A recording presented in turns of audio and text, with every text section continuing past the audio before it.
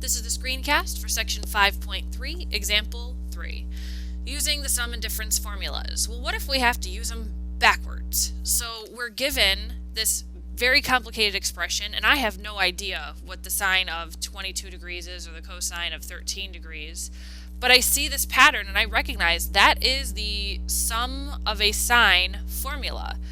So I'm going to rewrite this expression as the sine of 22 degrees plus 13 degrees, which then is just going to be the sine of 35 degrees. Now, I don't know what the sine of 35 degrees is either, but that's an easier thing to type in my calculator.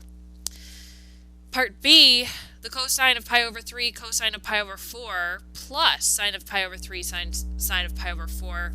That looks pretty familiar to me, very similar to example 1. So cosine, let's see, this is actually a difference of a cosine formula.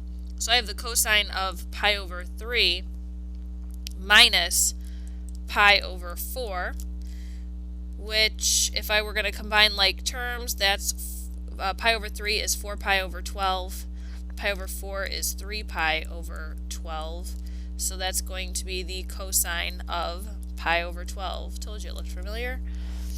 Then, the last part of example 3, the sine of x times the sine of 2x minus cosine of x cosine of 2x. That's weird because I have two sines and then two cosines. Interesting.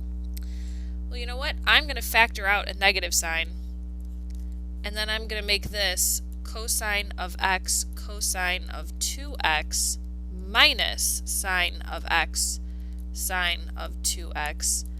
That looks like a sum of cosines formula. So I'm going to keep the negative on the outside, but now I have the cosine of x plus 2x, which is going to be the negative cosine of 3x.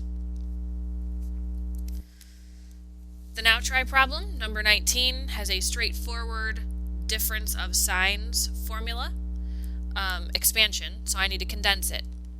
I'm going to take the sine of 3x minus x, because it is a sign of a difference expansion, and I'm going to leave that as simplify that to be sine of 2x.